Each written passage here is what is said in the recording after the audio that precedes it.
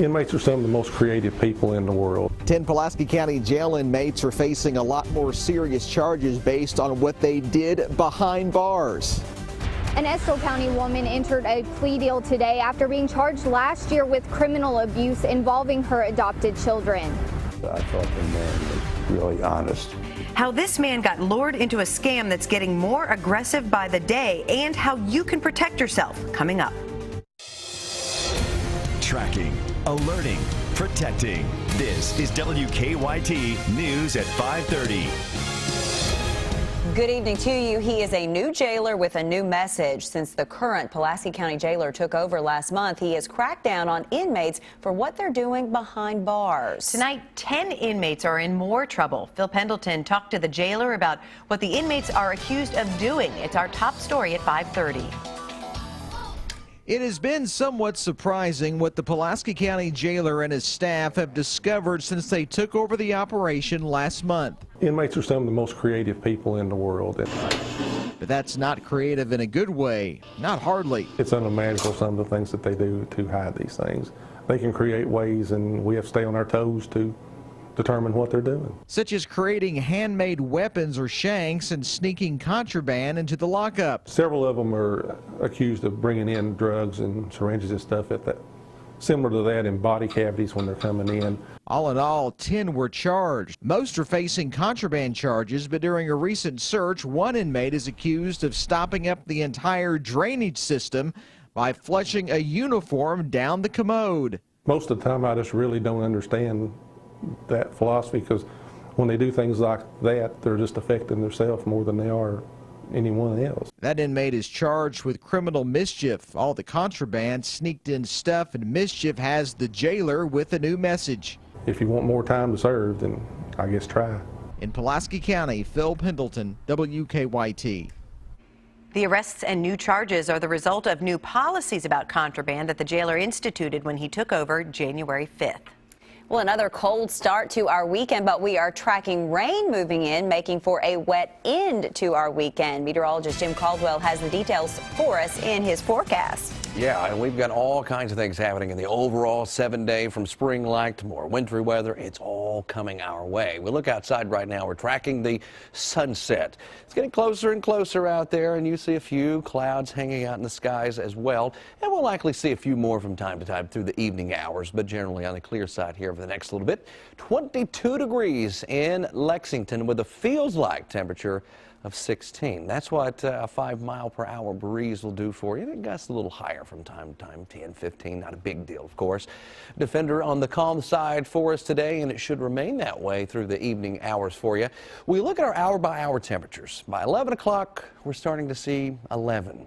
13. Single digits showing up in northern parts of Kentucky. But look what happens as we progress into the overnight early tomorrow morning. You're looking at 6, 7, 8, 9 showing up. I mean, a lot of single digits trying to get back into the area tonight. What I really think we'll end up with here tonight will be somewhere around 8 degrees for a low. Our record low is 4. That was set back in 1888, so we'll at least be close, but I don't think we get there. But if we get to the single digits again, it will be the 11th time this month, and that, my friends, is a record. We'll track the warm up into the area, too. I won't dwell on the cold the whole time. I'll have more on that coming up in a few minutes. Water usage is finally back to normal in a central Kentucky community today. Last week's storm caused some serious water problems in Clark County. Winchester Municipal Utilities is still encouraging customers to watch for leaks and practice water conservation measures. Today, a central Kentucky woman pleaded guilty to criminal abuse charges. Police say Lisa Wolfe starved her adopted children. Hillary Thornton was in the courtroom for the plea with a look at Wolfe's possible punishment. Lisa Wolfe entered an Alford plea here today in Estill County after she was charged last year with several counts of criminal abuse involving her adopted children. Police say last January, Wolfe brought her 6-year-old adopted son to a local hospital where he was soon diagnosed with being malnourished. Police then launched an investigation that ended with Wolfe being put in jail.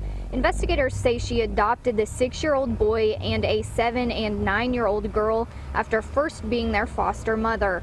Police say their investigation shows that the 6-year-old had been starved and the girls were the victims of what they call cruel confinement. Officers say what is even more troubling is that the boy had special needs. Neighbors say he was seen in a wheelchair, and they say the girls also had disabilities. We fully understand what you're here to do today. I understand that you're willing to enter a plea of guilty on those charges or amended charges today. As part of her Alford plea, Wolfe pleaded guilty to the charges of first-degree criminal abuse for her treatment of the boy and 2 counts of third-degree criminal abuse for the treatment of the girls. Now, that first-degree criminal abuse charge brings a possible sentence of 5 to 10 years. However, as part of her plea deal, the Commonwealth recommends that she serve only 4 years and the rest be probated. Her sentencing is scheduled for March 27th. In Estill County, Hillary Thornton, WKYT. As part of her sentence, Wolfe is also required to give up all parental rights of the children involved. After her arrest, the 3 children were placed with another foster family. A man who caused a chain reaction crash that killed 2 people has learned his sentence. Our county-by-county coverage at 5:30 begins in Madison County. A judge sentenced 57-year-old Brian Mangan to 10 years for setting off a deadly 4-car pileup on Interstate 75 when he crashed into several vehicles and a guardrail. The crash killed Meredith Busher of Richmond and Jeffrey Campbell of Corbin. Mangan did admit he had been drinking before that crash. In Scott County, police are putting some unclaimed recovered items up for sale. The Georgetown Police Department's seizure and surplus auction is online again this year. The department used to do it in person, but they say that by doing it online, it makes more money for the city. The auction features several items that officers have found, but no one has claimed. This year in the auction we're doing right now, we've got some generators. There's some gaming systems. I think there's a couple of DVD players. There's a pickup truck. The online auction ends March 7th at 5 p.m. The department says the items must be picked up. You can bid on the items on the website foleyauctions.com. A Kentucky hospital is taking the lead when it comes to patient safety and care with some new state-of-the-art technology. Ephraim McDowell Regional Medical Center in Danville has purchased a $100,000 germ zapping robot to destroy contagious germs. Rebecca Smith shows us how it works.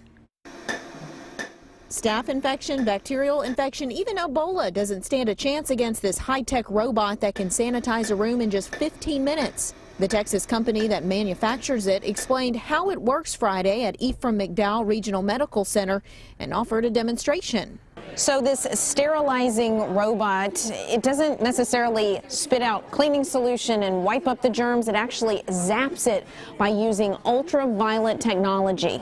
It's more like the type of bulbs that are used at the top of radio towers that can be seen for miles. It's about 25,000 times more intense than the UVC from sunlight. And so that germicidal light is able to break down the DNA and just tear up the book of life that's in those bacteria, so they cannot replicate and they die. It's the result of a sterilized hospital environment Ephraim McDowell hopes will give patients a peace of mind. We want people to come in here and get better. There's no reason for anybody to come to a hospital and get sicker. So this is one step, again, in that tradition of innovative care that we've tried to produce. In Boyle County, Rebecca Smith, WKYT. The cleaning robot is the first to be used at a private hospital in Kentucky. It's already being used in 40 other states. It is one of the most aggressive scams targeting the elderly. It starts with a call claiming you have won the lottery. But as Sam Dick reports, it often ends with victims losing a fortune. I have good news for you. You have won a prize. The caller told Roger Eichelberger he won $1 million and a brand new Mercedes-Benz. But there was a catch. Before we can make the package presentation, there are certain fees that you have to pay.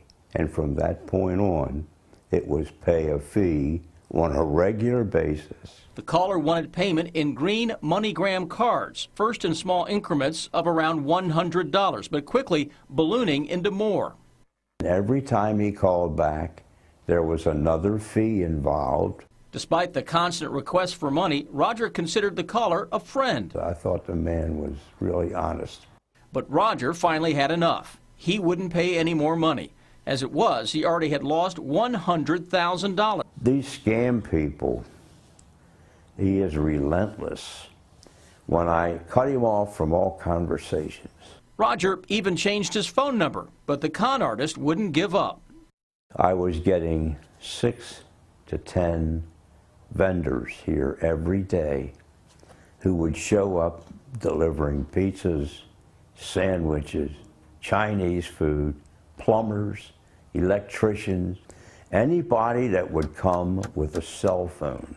They wanted his new number. Postal inspectors say the scam artists are getting more aggressive. Then they begin to threaten them. They'll use Google Earth and they'll look at your home and they'll tell you, see that mailbox with the flowers on it? I'm sitting right outside your house.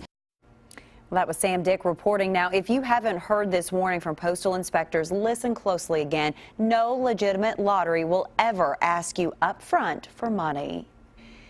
It's the dress that sent the internet into overdrive. Still ahead on WKYT News at 5:30, why some people see blue and black while others see white and gold. I'm Bill Bryant. You'll hear from UK President Eli Capilouto about Rupp Arena. And also, a special election is coming up next week. We'll tell you about that on The Bottom Line. I'm Victor Puente in Garrett County, where police say a man set fire to his home and a neighboring barn before taking his own life. Coming up at 6, you'll hear from a witness who helped his son while this was all happening.